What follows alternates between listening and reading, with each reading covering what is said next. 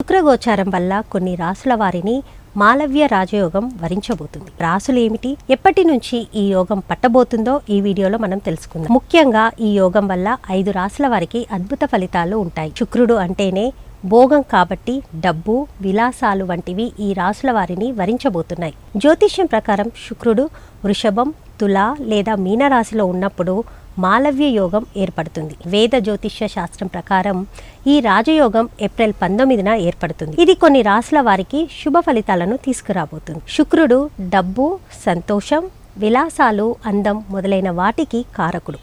గ్రహాలు ఎప్పటికప్పుడు వాటి రాశులను మారుస్తూ ఉంటాయి.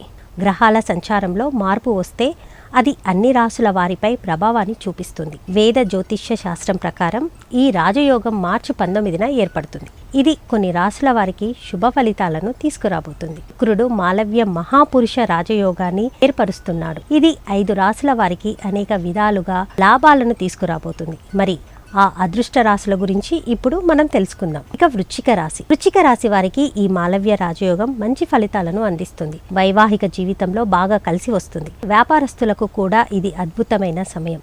ఆర్థిక పరంగా బాగుంటుంది. పెళ్లి కానీ వారికి పెళ్లి కుదిరే అవకాశం కూడా ఉంది. ప్రేమ జీవితం ఆనందంగా సాగుతుంది.